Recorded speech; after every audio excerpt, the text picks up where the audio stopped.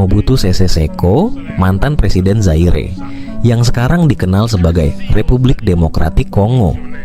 Bayangkan seorang pemimpin yang berkuasa lebih dari 3 dekade dengan gaya hidup mewah yang dibiayai oleh kekayaan alam negaranya, sementara rakyatnya hidup dalam kemiskinan yang parah.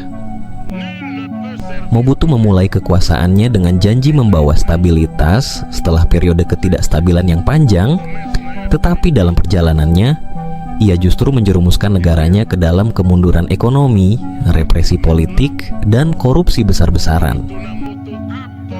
Di bawah ideologi Mobutisme dan kebijakan autentisitasnya, ia membentuk sebuah rezim yang melarang kebebasan berbicara dan menghilangkan setiap suara oposisi dengan tujuan mempertahankan kekuasaan penuh. Namun, di balik semua itu, Mobutu juga dikenal sebagai sosok yang berhasil mendapatkan dukungan besar dari negara-negara barat selama Perang Dingin, membuatnya menjadi salah satu diktator terlama yang bertahan dengan bantuan kekuatan internasional. Lalu, bagaimana perjalanan Mobutu dari seorang kepala staf militer hingga menjadi salah satu pemimpin paling kontroversial dalam sejarah Afrika? Dan bagaimana dampaknya masih terasa hingga hari ini di Republik Demokratik Kongo? Dalam video ini, kita akan membahas latar belakang sejarahnya, kebijakan-kebijakan yang ia terapkan, dampak yang ditimbulkan bagi negara dan rakyatnya, serta akhir tragis dari kepemimpinannya.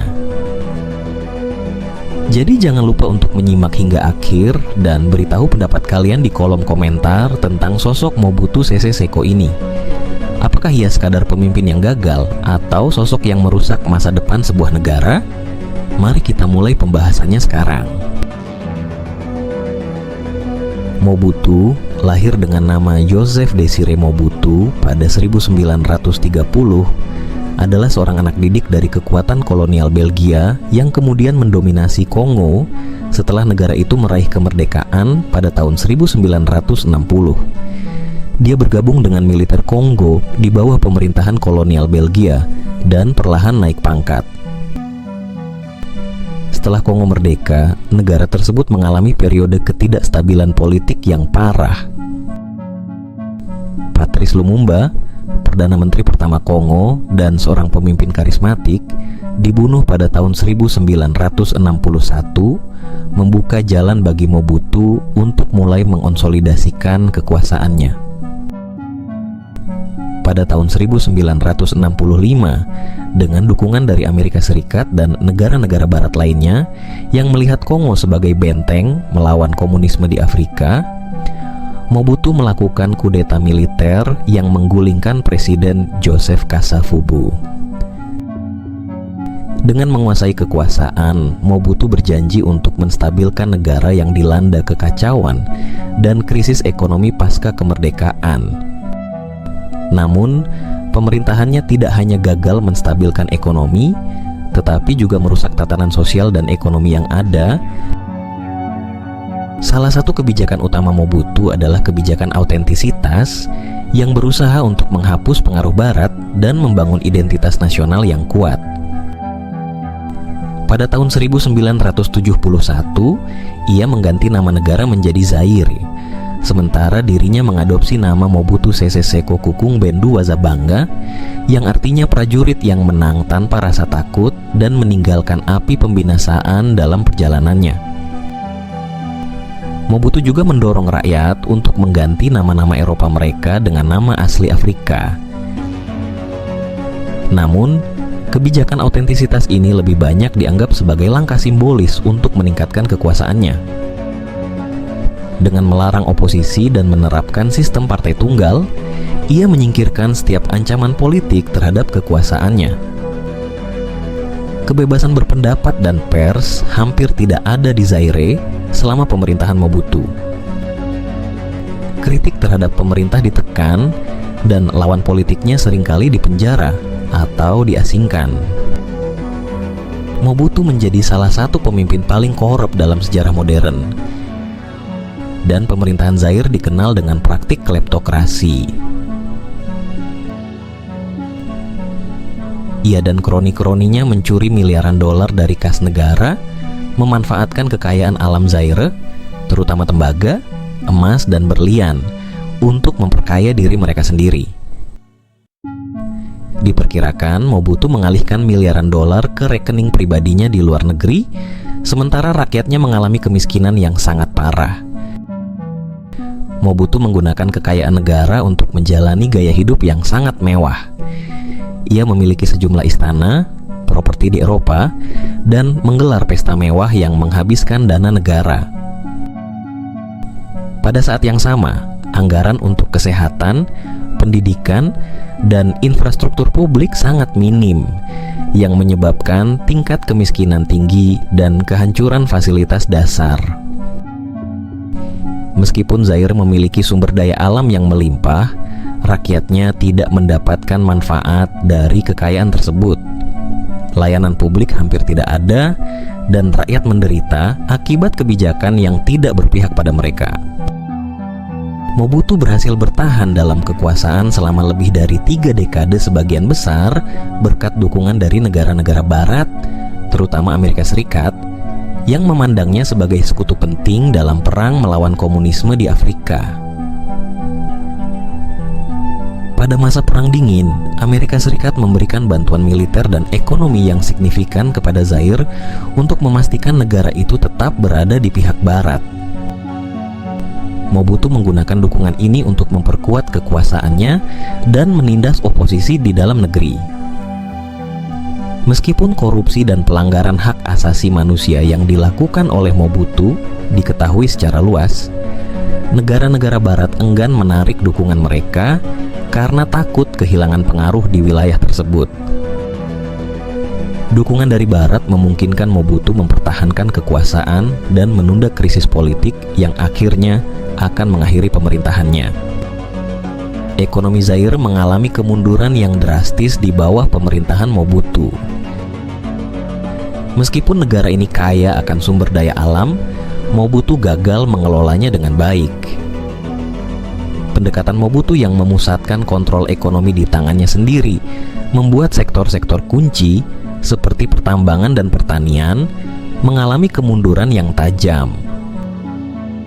Ketidakpastian hukum, korupsi yang merajalela, dan infrastruktur yang buruk membuat Zaire tidak menarik bagi investor asing.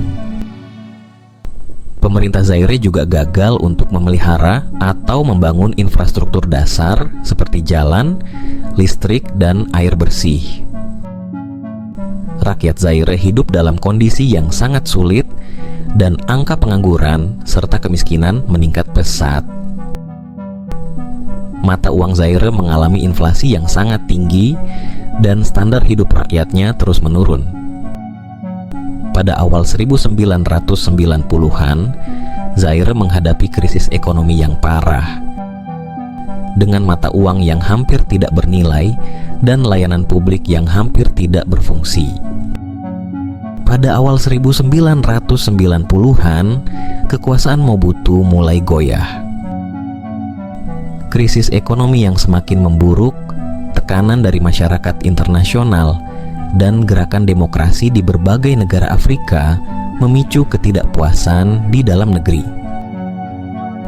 Mobutu menghadapi pemberontakan besar pada tahun 1996 yang dipimpin oleh Laurent Désiré Kabila. Pemberontakan ini mendapatkan dukungan dari negara-negara tetangga, termasuk Rwanda dan Uganda, yang membantu mengatur pemberontakan bersenjata melawan pemerintahan Mobutu. Mobutu yang semakin tua dan sakit-sakitan gagal menghentikan kemajuan pasukan pemberontak yang berhasil mendekati ibu kota Kinshasa pada 1997. Ia akhirnya melarikan diri ke luar negeri dan pemerintahannya runtuh setelah lebih dari 30 tahun berkuasa. Mobutu meninggal di pengasingan di Maroko pada tahun 1997, meninggalkan Zaire dalam keadaan hancur akibat korupsi dan mismanajemen selama pemerintahannya. Warisan Mobutu masih membayangi Republik Demokratik Kongo hingga saat ini. Kerusakan ekonomi, ketidakstabilan politik, dan kemiskinan yang ditinggalkannya menciptakan tantangan besar bagi negara tersebut. infrastruktur negara itu hampir hancur total dan warisan korupsi masih sulit dihapus. Pemerintah yang ada setelah jatuhnya Mobutu harus menghadapi berbagai tantangan berat untuk membangun kembali ekonomi dan memperbaiki layanan publik yang terabaikan selama puluhan tahun. Mobutu menjadi contoh buruk dari seorang pemimpin yang menggunakan kekuasaan hanya untuk kepentingan pribadi. Pemerintahannya yang korup dan represif membuat Zaire menjadi salah satu negara termiskin di dunia, meskipun memiliki kekayaan alam yang melimpah. Reputasi buruknya memberikan pelajaran penting tentang dampak dari korupsi yang merajalela dan pemerintahan yang tidak memperhatikan kesejahteraan rakyat. Terima kasih sudah menonton video kali ini. Kita sudah melihat bagaimana perjalanan panjang Mobutu Sese Seko sebagai pemimpin Zaire membawa dampak luar biasa bagi negara dan rakyatnya. Dari awal yang menjanjikan hingga menjadi simbol korupsi dan kekuasaan otoriter, Mobutu meninggalkan warisan yang penuh dengan pelajaran bagi kita semua. Pemerintahannya menunjukkan bagaimana kekuasaan yang tidak dikendalikan bisa menghancurkan potensi suatu bangsa, terlepas dari kekayaan alam yang melimpah. Mobutu bukan hanya sosok dalam sejarah Afrika, ia menjadi pengingat bagaimana korupsi dan keserakahan bisa menggerogoti masa depan suatu negara. Republik Demokratik Kongo yang sampai hari ini masih berjuang untuk pulih dari dampak buruk rezimnya, menjadi bukti dari kompleksitas politik dan dampak kepemimpinan yang tidak bertanggung jawab. Bagaimana pendapat kalian tentang pemerintahan Mobutu Sese Seko? Apakah menurut kalian dia layak disebut sebagai salah satu pemimpin paling buruk di dunia? Atau ada sisi lain dari kisahnya yang patut kita renungkan? Tulis pandangan kalian di kolom komentar dan mari berdiskusi. Jangan lupa untuk like, subscribe, dan aktifkan lonceng notifikasi agar tidak ketinggalan pembahasan menarik lainnya. Terima kasih sudah menonton dan sampai jumpa di video berikutnya.